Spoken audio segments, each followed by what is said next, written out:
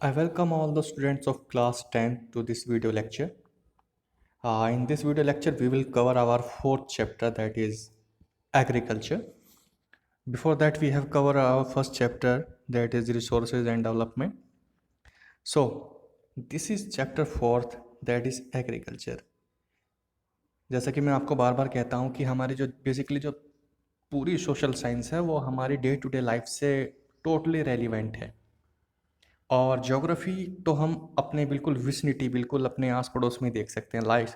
जैसे मैंने आपको एक एक्टिविटी दी थी जिसमें आपको एक टेबल प्रिपेयर करनी थी जिसमें आपको सीज़न वाइज क्रॉपिंग पैटर्न लिखना था, किस सीज़न में आपकी किस टाइप की क्रॉप मिल रही है। आई थिंक आपको बहुत अच्छी अंडरस्टैंडिंग डेवलप होगी हुई है एग्रीकल्चर के बारे में। So in this video lecture we will discuss about some of the parameter of agriculture. Let's start this video lecture.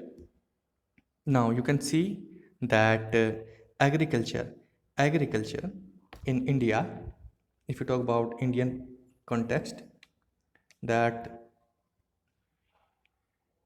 India is an agriculturally important country. क्यों? 2/3 of its population engage in agriculture activity. Engage in agriculture activity यानी 2/3 यानी आपका तकरीबन 66%। 66% आपकी जो population है वो directly आपकी एंगेज है एग्रीकल्चर एक्टिविटीज़ के अंदर। Agriculture is a primary activity. Agriculture is a primary activity. Primary activities क्या होती हैं? प्राइमरी एक्टिविटीज़ बेसिकली हम 9th में भी देख चुके हैं। द काइंड ऑफ एक्टिविटीज़ जिसमें हम डायरेक्टली एक्सट्रैक्शन करते हैं आपके raw material from our environment. हम एनवायरनमेंट से डायरेक्टली आपका एक्सट्रैक्शन करते हैं रॉ मटेरियल का, वो आपकी प्राइमरी एक्टिविटीज़ होती हैं। Like extraction of iron, extraction of other minerals, and doing agriculture is also a primary activity. Okay, after that, uh, can you name some industries based on agriculture raw material? ठीक है, आप इसका answer easily कर सकते हैं। Now we come to type of farming. Type of farming, basically type of farming में हम क्या पढ़ने वाले हैं? फार्मिंग बेसिकली क्या है? आपका एग्रीकल्चर करने का तरीका ही आपका फार्मिंग कहलाता है, जो टेक्निक है।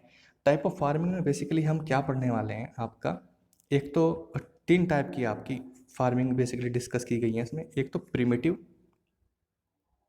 फर्स्ट आपकी प्रिमिटिव, सेकंड आपकी wait a minute, that is your primitive,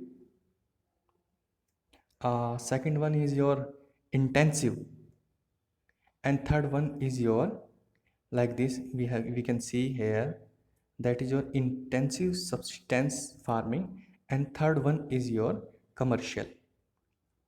okay, commercial से जैसे नेम सजेस्ट हो रहा है, कमर्शियली जब हम अपनी एग्रीकल्चर प्रोड्यूस करते हैं तब आपका कमर्शियल के अंदर आ जाते हैं। Let's start one by one. First of all type of farming में हम देख लेते हैं आपकी प्रिमिटिव सब्सटेंस फार्मिंग। 3 टाइप की फार्मिंग डिस्कस करनी है basically. Primitive, second one is your intensive, third one is your commercial.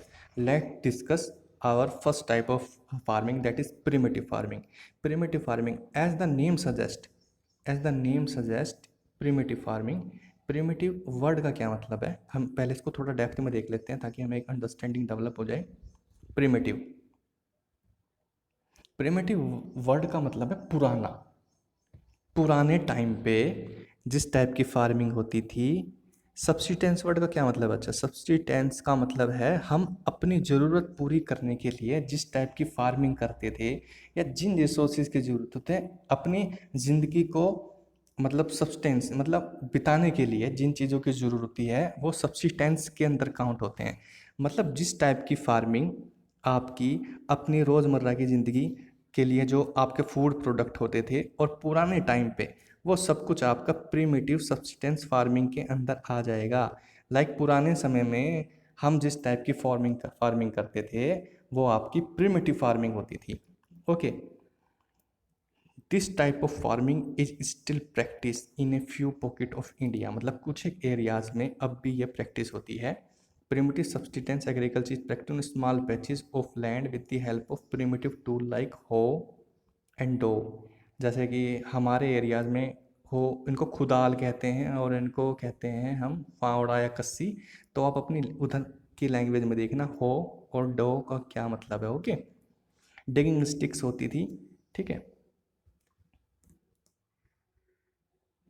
और प्रिमिटिव आपकी जो बेसिकली फार्मिंग होती है वो पहले टाइम पे होती थी। पहले टाइम का मतलब है जब तक आपकी इतनी टेक्नोलॉजी डेवलप नहीं थी, ठीक है। हम प्रिमिटिव टूल्स यूज़ करते थे, पुराने तरीके के टूल्स यूज़ करते थे। लाइक हमारे पास ट्रैक्टर नहीं थे, हमारे पास मॉडर्न टूल नहीं थे जो कि आपका 5-6 घंटे काम 1 घंटे में कर दें, इस तरह की टेक्नोलॉजी नहीं थी। तो हम प्रिमिटिव टूल यूज़ करते थे, क्योंकि प्रिमिटिव टूल इस वजह से यूज़ करते थे क्योंकि हमारी पॉपुलेशन उस टाइम काफ़ी कम थी। अब पॉपुलेशन कम थी, इसका मतलब प्रोडक्टिविटी भी कम चाहिएगी इतनी कम पॉपुलेशन के लिए। तो जब इतनी कम पॉपुलेशन के लिए प्रोडक्टिविटी कम चाहिएगी, इसका मतलब उसके टूल्स भी अगर हमें काम चलाऊ हैं, मतलब काम चला रहे हैं उतनी प्रोडक्टिविटी के लिए, तो हमारे पास एनफ थे। ओके, अब इसका एग्जांपल उसके बाद क्या हुआ, जैसे जैसे पॉपुलेशन बढ़ी हमें ज़रूरत पड़ी प्रोडक्शन बढ़ाने की। जब प्रोडक्शन बढ़ाने की ज़रूरत पड़ी तो हमें टूल्स भी मॉडर्न चाहिएंगे ताकि हम ज़्यादा प्रोडक्टिविटी कर सकें। मशीन चाहिएंगी, मॉडर्न इक्विपमेंट चाहिएंगे, तो वो सब कुछ हमारा आएगा इंटेंसिव में। ओके, पुराने टाइम की थी हमारी प्रिमिटिव और नई टाइप की आएगी हमारी इंटेंसिव। ओके, लेकिन हमारी जो प्रिमिटिव जो सब्सिस्टेंस फार्मिंग थी वो अब भी कहीं ना कहीं जगहों पे कुछ एक एरियाज में इंडिया के प्रैक्टिस होती है। लाइक आपकी स्लैश एंड बर्न, ये बहुत इंपॉर्टेंट है। स्लैश एंड बर्न ये आपका डायरेक्टली एग्जाम में आ सकता है। अब स्लैश एंड बर्न बेसिकली क्या है उसको हम एक एग्जाम्पल से देख लेते हैं। लाइक स्लैश एंड बर्न का क्या मतलब है, जिसे हम डिफरेंट नाम से जानते हैं, इंडिया के डिफरेंट पार्ट में डिफरेंट नाम से जान जाती है। लाइक नॉर्थ ईस्ट जो स्टेट्स हैं इंडिया के, उसमें जानी जाती है आपकी झूमिंग के नाम से। झूम, या फिर आपकी ट्रांसफ़र फार्मिंग की एक जगह की फिर थोड़े समय बाद थोड़ी जगह कर दी। तो अब हम थोड़ा देख लेते हैं कि आपकी स्लैश एंड बर्न क्या होती है। फॉर एग्जांपल, ये आपका एक प्लॉट था, मतलब एक बेसिकली लैंड थी, फॉरेस्ट लैंड थी, जिसके अंदर कुछ एक ट्रीज ग्रो किए गए थे इस तरह, ठीक है। इसमें करते क्या हैं, जो बेसिकली ट्राइबल पीपल होते हैं, ये इस टाइप की फार्मिंग कहाँ प्रैक्टिस की जाती है, झूमिंग, जहाँ ट्राइबल एरिया रहते हैं, जिनके पास मॉडर्न इक्विपमेंट्स नहीं है और जिनकी पॉपुलेशन कम है, वो इस टाइप की फार्मिंग करके इतनी प्रोडक्टिविटी कर लेते हैं कि वो अपना सब्सिस्टेंस आराम से कर सकती हैं। तो फॉर एग्जांपल ये फॉरेस्ट की एक लैंड थी, ठीक है। उन्होंने क्या किया, इसको ये जो वेजिटेशन थी इसको स्लैश किया। स्लैश एंड बर्न का क्या मतलब है, स्लैश एंड बर्न मतलब पहले स्लैश किया, इन पेड़ों को काट दिया, इन पेड़ों को काट दिया और फिर क्या किया, इनको जला दिया। पहले स्लैश किया, फिर इनको बर्न किया, इनको जला दिया। तो फिर क्या होगा, यहाँ पे एक तरह से जो फॉरेस्ट लैंड थी एक फ्लैट लैंड हो जाएगी, और जो क्या होगा, आपका जो ये पेड़ गिर जाएंगे कट के, इनको जला देंगे, फिर जो इनकी ऐश होगी यानी जो राख होगी उसको सोइल के साथ मिक्स करके आप सीड्स ग्रो कर देते हैं। मतलब उस ऐश के साथ आपके सीड मिक्स करके उसको ग्रो कर देते हैं। और फिर क्या होती है, जब आपका मानसून सीजन आता है और बारिश होती है तो आपका धीरे धीरे ये सीड ग्रो करने शुरू कर देते हैं और आपकी प्रोडक्टिविटी हो जाती है शुरू। Okay, let's see some of the example. जैसे कि आप यहाँ देख पा रहे होंगे कि ये जो लैंड है आपकी चारों तरफ से ये फॉरेस्ट से घिरी हुई है, ये आपकी फॉरेस्ट से घिरी हुई है, और केवल जो इतना एरिया है ये हमने क्लियर कर लिया, ठीक है, एक फ्लैट लैंड क्लियर कर ली। इसमें हम क्या करेंगे, अपना एग्रीकल्चर कर सकते हैं। हमने पहले ये ट्री काट दिए, स्लैश कर दिए, उसके बाद यहाँ जला के ऐश के साथ हमने क्या किया, अपनी प्रोडक्टिविटी शुरू कर दी। नाउ यू कैन सी, अब एनसीईआरटी में भी आपका एक थोड़ा सा डायग्राम दिखाया गया है कि इतना एरिया हमने क्या किया, ये जो एरिया हमने साफ कर लिया और उसके बाद क्या किया, इसमें हम अब अपनी प्रोडक्टिविटी शुरू कर सकते हैं। I think you got that. Now slash and burn आपका आई थिंक समझ में आ गया होगा। अब स्लैश एंड बर्न का पूरा एक प्रोसेस देख लेते हैं कि बेसिकली परफॉर्म किस तरह की जाती है। Okay, now see, slash and burn समझ में आ गया तो क्या किया हमने, फॉरेस्ट का एक पार्ट लैंड का, फॉर एग्जांपल ये आपका प्लॉट था, ये क्लियर करके यहाँ हमने क्या किया, आपकी एग्रीकल्चर की। हमने 3 या 4 साल 5 साल जब तक इस लैंड की प्रोडक्टिविटी बनी रहेगी। अब प्रोडक्टिविटी, क्योंकि ये प्रिमिटिव टाइप की फार्मिंग है, हम इसमें किसी भी तरह के बायोकेमिकल या फर्टिलाइजर का यूज़ नहीं कर रहे, तो एक टाइम पे क्या होगा, जो आपकी सोइल होगी वो अपनी प्रोडक्टिविटी लूज़ करती रहेगी। क्योंकि जब साल बाई साल यानी कि 3 4 5 6 साल तक आपकी प्रोडक्टिविटी हो रही है, तो ऑब्वियस सी बात है सोइल अपनी प्रोडक्टिविटी रोक देगी। तो फिर क्या किया जाएगा, ये जो पार्ट ऑफ लैंड था, फॉरेस्ट का ये पार्ट ऑफ लैंड जिस पर क्रॉपिंग की गई थी, इसको हम छोड़ देंगे और फिर कहीं और जाके क्या किया जाएगा, दूसरा इसी तरह स्लैश एंड बर्न का प्रोसेस किया जाएगा फॉरेस्ट लैंड पे, और एक और प्लॉट बना लिया जाएगा। ठीक है, उसके बाद क्या होगा, हम यहाँ पे हम सिलेक्शन बन के बाद अपना प्रोडक्टिविटी शुरू करेंगे, और हमारा यहाँ पे क्या होगा, हम यहाँ पे प्रोडक्टिविटी शुरू हो गई है। अब यहाँ से 4 5 साल जितने भी इसकी प्रोडक्टिविटी मेंटेन रहती है, हम क्या करेंगे, अपना यहाँ से अपना अपना जो वीट हो रहा है, राइस हो रहा है, उससे अपना सब्सिस्टेंस चलाते रहेंगे। उसके बाद क्या हुआ, ये भी अपनी प्रोडक्टिविटी लूज़ कर देगी ये पार्ट ऑफ लैंड, तो हम फिर क्या करेंगे, नेक्स्ट पार्ट पे चले जाएंगे। इसी तरह यहाँ पे एक पार्ट होगा। लेकिन इम्पोर्टेंट बात क्या है, सोइल की प्रॉपर्टी क्या है, लैंड की प्रॉपर्टी क्या है, रिप्लेनिश, यानी कि जब 3 4 साल बाद क्या होगा, इसमें प्रोडक्टिविटी बाद इसको छोड़ देंगे ना लैंड को, तो ये खुद रीडेवलप करेंगे और अपनी जो प्रोडक्टिविटी है, जो अपनी फर्टिलिटी है, दोबारा रीगेन कर लेंगी ये। ठीक है, तो क्या होगा फिर, जैसे इस वाली इस पे लैंड पे आए, फिर क्या हुआ, इस वाली को अपना मतलब पार्ट बना लिया। फिर क्या हुआ, अब तक जब तक ये 4 5 साल इतना समय हो चुका है कि ये जो पार्ट ऑफ लैंड थे ना, ये दोबारा आपको रिप्लेनिश कर लेंगे और दोबारा अपनी रीग्रोथ कर लेंगे। फिर दोबारा हम जाके इन पार्ट के मतलब इन पार्ट्स पे जाके अपना दोबारा एग्रीकल्चर कर लेते हैं। तो इस तरह एक साइकिल डेवलप हो जाती है। ठीक है, सिलेक्शन बर्न की, इसमें हमें क्या ध्यान देने वाली बात चीज़ है, इसमें बेसिकली 3 4 कॉन्सेप्ट हैं। सिलेक्शन बर्न आई थिंक आपको समझ में आ गया होगा। उसके बाद इसमें किसी भी तरह के बायोकेमिकल यूज़ नहीं होते हैं, बिल्कुल प्रिमिटिव फार्मिंग, बिल्कुल सिंपल फार्मिंग होती है। ठीक है, आपके टूल्स भी ज़्यादा मॉडर्न नहीं होते, बस अपनी सब्सिस्टेंस के लिए आप प्रोडक्टिविटी करते हैं। जब लैंड अपनी प्रोडक्टिविटी छोड़ देती है, हम भी लैंड को छोड़ के नेक्स्ट पार्ट पे चले जाते हैं और उस लैंड को छोड़ देते हैं ताकि वो रीग्रोथ कर सके। इस तरह ये एक साइकिल डेवलप हो जाएगी आपकी, एक पार्ट से दूसरे पार्ट पर जाने के लिए। ठीक है, आई थिंक ये आपको समझ में आ गया होगा। Now this type of farming slash and burn आपकी कहलाती है आपकी शिफ्टिंग फार्मिंग, क्योंकि हम इसमें एक जगह से दूसरी जगह शिफ्ट कर रहे हैं। तो स्लैश एंड बर्न को हम शिफ्टिंग कल्टीवेशन के नाम से भी जानते हैं, ट्रांसफ़र फार्मिंग के नाम से भी जानते हैं। और ये जो टाइप ऑफ फार्मिंग है, डिफरेंट पार्ट्स में इंडिया के डिफरेंट नाम से जानी जाती है। ठीक है, जैसे कि आपकी नॉर्थ ईस्टर्न स्टेट में जानी जाती है आपकी झूमिंग के नाम से। ठीक है, झूमिंग के नाम से। ओके, और झूमिंग में आप देख लेना, बेसिकली वर्ल्ड में भी ये डिफरेंट पार्ट, डिफरेंट जो वर्ल्ड के डिफरेंट पार्ट हैं उसमें भी डिफरेंट नाम से जानी जाती है। लाइक आपकी है मिलापा, मिल्पा, सॉरी मिल्पा। और ये क्या होगा, आपको ना एक बेसिकली टेबल बनानी है कि जिसमें आप एक तरफ लिखेंगे कि आपकी सिलेक्शन बर्न डिफरेंट पार्ट्स में इंडिया के और वर्ल्ड के किस नाम से जानी जाती है। ये आपका थोड़ा सा मतलब याद करने वाली चीज़ है, और इसके आप टेबल बना के धीरे धीरे याद करना शुरू कर दें। Okay okay, now we came to our second type of farming, that is your intensive subsistence farming. पहला था प्रिमिटिव सब्सिस्टेंस फार्मिंग, वो हम देख चुके हैं। Second one is intensive subsistence farming. Subsistence का मतलब हमें पता है, इंटेंसिव का मतलब है बहुत ज़्यादा फोर्स के साथ, बहुत ज़्यादा फोर्स के साथ। मतलब अब हमारी प्रिमिटिव टाइम से अब पॉपुलेशन बढ़ रही है, पॉपुलेशन बढ़ रही है, प्रोडक्टिविटी बढ़ेगी। ठीक है, क्योंकि इतनी सारी पॉपुलेशन को खाने के लिए ज़्यादा प्रोडक्शन चाहिए, तो उसके लिए हमें मॉडर्न टेक्नोलॉजी का यूज़ करना पड़ेगा, मॉडर्न इक्विपमेंट्स का यूज़ करना पड़ेगा। इसी वजह से इस टाइप की फार्मिंग को बोला जाता है इंटेंसिव सब्सिस्टेंस फार्मिंग। ठीक है, अब चलो बाद में देखते हैं कमर्शियल और इंटेंसिव में क्या डिफरेंस है, पहले इसको देख लेते हैं। This type of farming practice in the area of high population, जैसे हमने बात कर चुके हैं, हाई पॉपुलेशन वाले एरिया में होती है। और लैंड के ऊपर प्रेशर होता है।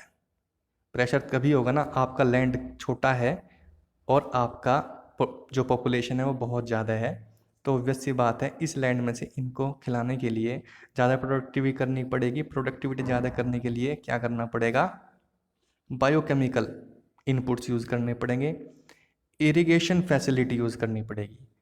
इम्पोर्टेंट बात यह है, प्रिमिटिव के केस में इरिगेशन फैसिलिटीज़ नहीं थी, we are directly depend upon monsoon, लेकिन इसमें एक्स्ट्रा इंटेंस डालने के लिए इरिगेशन भी यूज़ करनी पड़ेगी हमको।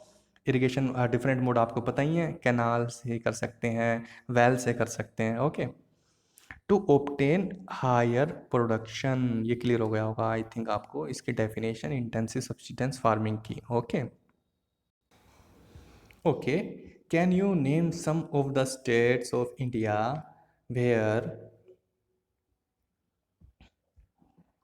where your intensive type of farming, intensive subsistence farming is practiced। आपको ये एग्जांपल देने हैं और आपको पता भी होगा कि किन एरियाज़ में आपकी पॉपुलेशन ज़्यादा है। ओके, अब हम इसमें देख लेते हैं through the right of inheritance, ये बहुत इंपॉर्टेंट है, leading to the division of land among the successive generation and has render the land size in. Okay,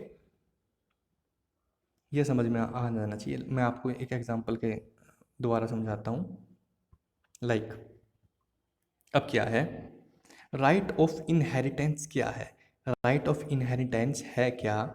for example ये किसी के परदादा थे, ठीक है, और इनके पास थी 100 एकड़ लैंड थी, ठीक है। अब 100 एकड़ लैंड थी, गुड, बहुत अच्छी बात है। एक आदमी के पास आज से तकरीबन 100 साल पहले 100 एकड़ लैंड थी। अब क्या हुआ, इनके 2 बच्चे हुए, तो क्या राइट ऑफ इनहेरिटेंस क्या है, राइट ऑफ इनहेरिटेंस है कि जब किसी आदमी की एक जनरेशन से दूसरी जनरेशन में जो मतलब जो बच्चे हो रहे हैं उसके, उनमें जो आपका प्रॉपर्टी का डिवीज़न है ना, वो राइट ऑफ इनहेरिटेंस है। लाइक इनके पास 100 एकड़ लैंड थी, अब इनके 2 बच्चे हो गए, इसका मतलब ये जो 100 एकड़ लैंड है वो 50-50 में डिवाइड हो जाएगी, ये इसकी 50 इसकी 50। ओके, अब इनका क्या होगा, इनके भी 2-3 बच्चे हो गए, इस तरह इनके भी 2-3 बच्चे हो गए। तो अब सोचो इसकी 50 इस वाले की 50 भी 3 पार्ट में डिवाइड हो जाएगी, यानी कितनी हो जाएगी, तकरीबन 16 पॉइंट कुछ हो जाएगी, यानी 16। और फॉर एग्जांपल इसके अगर 5 बच्चे हो जाते हैं, ठीक है, तो इसकी 10-10 एकड़ डिवाइड हो जाएगी। अब नाउ यू कैन थिंक कि एक जनरेशन से दूसरी जनरेशन में जाने पे जो 100 एकड़ का जो प्लॉट था, फॉर एग्जांपल इतना बड़ा जो प्लॉट था, वो डिवाइड होके अब जो लास्ट में आया है तकरीबन 2 जनरेशन के बाद, वो केवल 10 ही रह गया, 10 एकड़, एक आदमी के पास 10 ही एकड़ रह गया है। ठीक है, आप समझ पा रहे होंगे अब राइट ऑफ इनहेरिटेंस क्या था, और इसकी वजह से जो आपका जो साइज है लैंड का वो कितना कम हो गया है। अब साइज ऑफ लैंड कम होता जा रहा है, लेकिन आपकी पॉपुलेशन देखो कितनी होती जा रही है। तो नाउ यू कैन थिंक कि आपकी राइट ऑफ इनहेरिटेंस की वजह से और पॉपुलेशन के बढ़ने से वजह से कितनी कैटास्ट्रोफिक, मतलब कितनी भयंकर दिक्कतें आ रही हैं या आने वाली हैं। Okay, now we have seen आपकी primitive subsistence farming and your intensive subsistence farming, ठीक है। और आपका बहुत बार बोर्ड के एग्ज़ाम्स में आपका डायरेक्टली 3 या 5 मार्क्स में इन दोनों फार्मिंग में डिफरेंस आ जाता है। लाइक पहला तो बात है ये प्रिमिटिव है, ये है इंटेंसिव, इनकी डेफिनेशन आप लिख देंगे। उसके बाद इसमें आपके प्रिमिटिव टूल यूज़ होते हैं, इसमें क्या यूज़ होते हैं आपके, इसमें यूज़ होते हैं आपके मॉडर्न टेक्नोलॉजी, इसमें कोई फर्टिलाइज़र यूज़ नहीं होते, इसमें बायोकेमिकल्स यूज़ होते हैं, इसमें मानसून के ऊपर डिपेंडेंस डायरेक्टली होती है आपकी, और इसमें आप मॉडर्न इरिगेशन फैसिलिटी यूज़ कर सकते हैं। आप इसमें एरिया बता सकते हैं कौन कौन से एरिया में ये परफॉर्म की जाती है, ठीक है। तो इस तरह आपके 6-7 आपके बुक में दिए गए हैं, 6-7 पॉइंट हो जाएंगे और आपके 5 मार्क्स के अंदर ये सफिशेंट हो जाएगा। ओके, तो अब तक हम देख चुके हैं कि बेसिकली एग्रीकल्चर क्या है, हमारी कंट्री किस तरह डायरेक्टली डिपेंड करती है एग्रीकल्चर के ऊपर। ओके, उसके बाद फार्मिंग देख लेते हैं। फार्मिंग हम देख चुके हैं, 3 टाइप की फार्मिंग डिस्कस करनी है बेसिकली, आपकी प्रिमिटिव सब्सिस्टेंस फार्मिंग, उसके बाद इंटेंसिव, और थर्ड आती है आपकी कमर्शियल। कमर्शियल हम नेक्स्ट पार्ट में डिस्कस करेंगे, टिल द टाइम आप इसे रिवाइज कीजिए। आपका इसमें मतलब बेसिकली 2-3 चीज़ देखनी है। आपका मैप वर्क भी आएगा, इसमें आपको व्हीट ग्रोइंग एरिया आएगा, ठीक है, टाइप ऑफ मतलब राइस ग्रोइंग एरिया आएगा, तो हम उस मैप को बाद में देख लेंगे। आपको एक क्वेश्चन करना है, जय जवान जय किसान। हमारे एक फॉर्मर प्राइम मिनिस्टर थे जिन्होंने ये नारा दिया था। आपको ये बताना है कि ये नारा, ये स्लोगन दिया किसने था और किन कंडीशंस में दिया था, मतलब कब दिया था, ठीक है। तो थैंक यू वेरी मच इस पार्ट को देखने के लिए, और आप इसको रिवाइज करते रहें ताकि आपकी कंटिन्यूटी बनी रहे। और जो मैंने आपको होमवर्क करने के लिए दिया है, लाइक जूमिंग के डिफरेंट नेम लिखने हैं, आपको लिखना है कि मतलब एग्रीकल्चर डायरेक्टली कि मतलब कितने लोग डिपेंड करते हैं इसके ऊपर, और ये जो भी स्लोगन के बारे में बताया है इसका आपको होमवर्क करना है। Okay, thank you very much. अगर आपको कोई डाउट है तो आप कमेंट सेक्शन में पूछ सकते हैं।